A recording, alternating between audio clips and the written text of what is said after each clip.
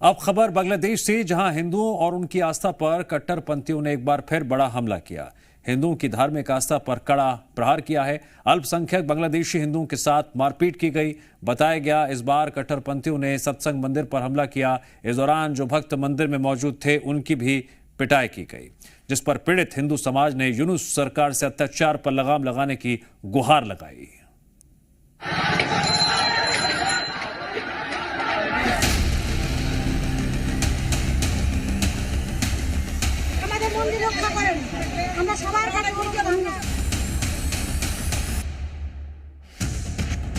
बांग्लादेश में तख्ता पलट के बाद से शायद ही ऐसा कोई दिन हो जब वहां कट्टरपंथियों ने हिंदुओं को निशाना ना बनाया हो। इस बार कट्टरपंथियों ने कॉक्स बाजार में मौजूद काली मंदिर में जमकर तोड़फोड़ की। वहां दान पेटी को तोड़कर उससे 3.5 लाख टका लूट लिया। मंदिर का सामान बिखेर दिया। वहां लगे सीसीटीवी कैमरों को भी तोड़ दिया। और तो और श्रद्धालुओं से मारपीट भी की गई। माता के जिस मंदिर में कट्टरपंथियों ने हमला किया उसे सत्संग मंदिर के नाम से जाना जाता है और ये बांग्लादेशी हिंदुओं की आस्था का बड़ा केंद्र है और बड़ी तादाद में श्रद्धालु वहां दर्शन के लिए आते हैं। यही वजह है कि कट्टरपंथियों ने हिंदुओं और उनकी आस्था पर अटैक के लिए इस मंदिर को चुना।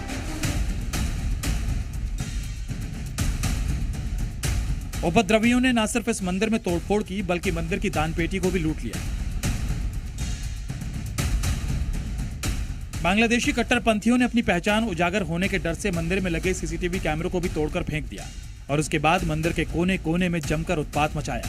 मंदिर के दरवाजों खिड़कियों को तोड़ दिया और मंदिर में जो सामान रखा था उसे भी बिखेर दिया।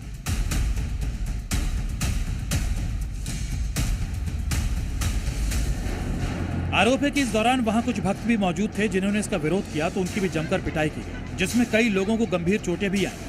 वहीं सुबह जब लोग मंदिर में जुटे तो मंदिर की हालत देखकर हैरान रह गए। दरअसल बांग्लादेश में जब से यूनुस सरकार आई है तब से वहां हिंदुओं को चुन चुनकर निशाना बनाया जा रहा है।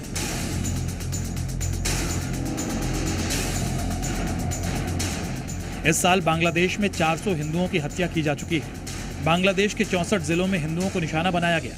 हिंदुओं की आबादी वाले इलाके में 2000 से ज्यादा हमले हुए, जिसमें हिंदुओं के 1700 से ज्यादा परिवारों पर अत्याचार किया गया।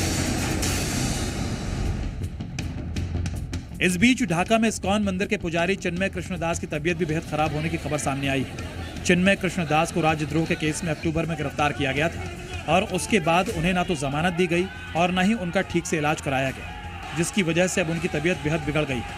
इस बीच बांग्लादेशी हिंदू समाज ने इन अत्याचार के विरोध में एकजुट होकर प्रार्थना सभा का ऐलान किया है। ब्यूरो रिपोर्ट, जी मीडिया।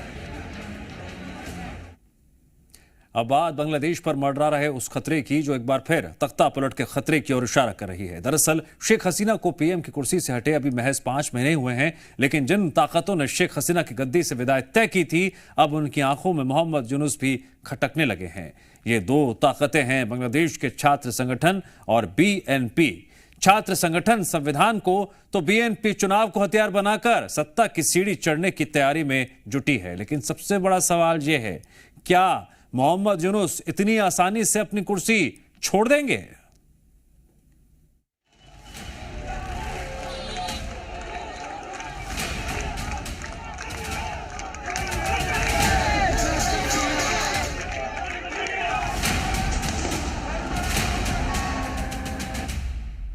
पांच अगस्त 2024 को बांग्लादेश में तख्ता पलट हुआ। प्रधानमंत्री शेख हसीना को देश छोड़कर भागना पड़ा। सेना और बीएनपी की मदद से अंतरिम सरकार बनी।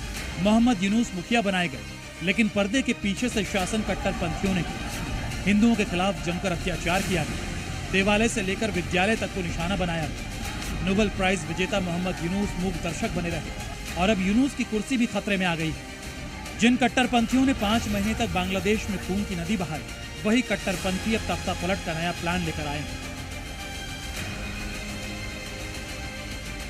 खबर है कि बांग्लादेश में अब मोहम्मद यूनुस के तख्ता पलट की स्क्रिप्ट लिखी जा चुकी है। महज कुछ घंटों के अंदर ही मोहम्मद यूनुस की विदाई तय मानी जा रही है। कहा तो यह भी जा रहा है कि बांग्लादेश की कट्टरपंथी ताकतें इसके लिए किसी भी हद तक जा सकती है।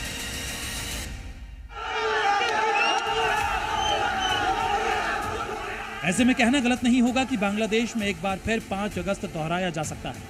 हो सकता है कि जिस तरह शेख हसीना के घर को लूटा गया, मोहम्मद यूनुस के साथ भी वही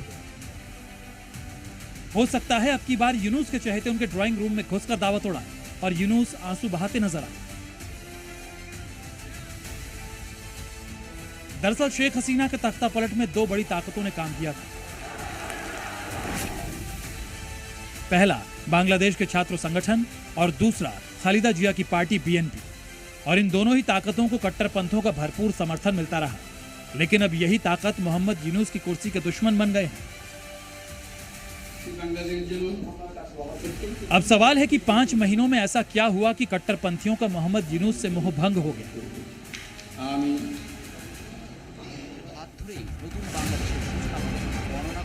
इसके लिए कुछ महीनों पहले अमेरिका से आई इस तस्वीर को देखिए, जिसमें मोहम्मद यूनुस एक कार्यक्रम में मौजूद थे।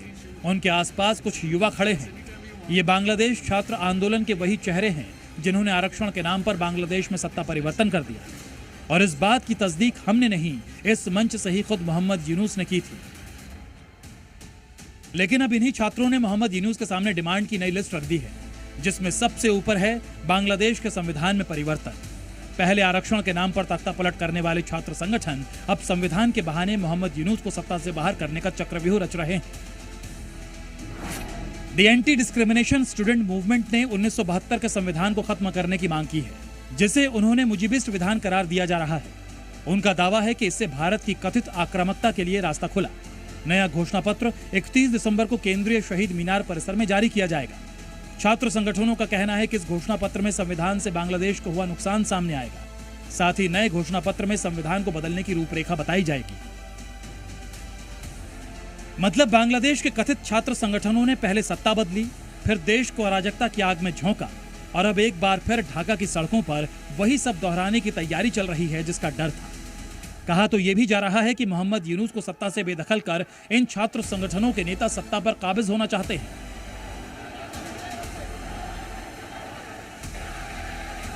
शेख हसीना को सत्ता से बेदखल करने में खालिदा जिया की पार्टी बीएनपी का भी बहुत बड़ा हाथ रहा है।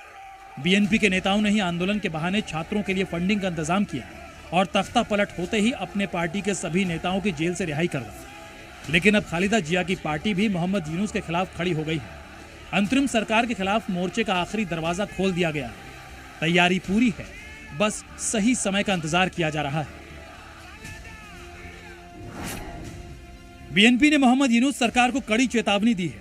खालिदा जिया की पार्टी ने साफ कर दिया है कि अनिर्वाचित सरकार को बांग्लादेश में शासन नहीं करने दिया जाएगा। बीएनपी की तरफ से कहा गया है कि सुधार एक सतत प्रक्रिया है और ऐसे में चुनाव नहीं रोका जा सकता। दरअसल यूनुस सरकार ने 17 साल के उम्र के लोगों को मताधिकार देने की वकालत की थी, मगर इस पर बीएनपी भड़क गई और मोहम्मद यूनुस को आखिरी चेतावनी दे डाली है। इसमें कोई दो राय नहीं कि बीते 5 महीनों में बांग्लादेश की अर्थव्यवस्था पूरी तरह चौपट हो गई है। लोगों के सामने भुखमरी जैसे हालात हैं। बीएनपी और तमाम छात्र संगठन इसी मौके का फायदा उठाने में जुटे हैं। लेकिन बड़ा सवाल है कि क्या मोहम्मद यूनुस इतनी आसानी से अपनी कुर्सी का त्याग करेंगे, या आने वाले अगले कुछ घंटों में बांग्लादेश के हालात वैसे ही होने वाले हैं जैसा शेख हसीना के तख्ता पलट के वक्त हुआ था। ब्यूरो रिपोर्ट, जी मीडिया।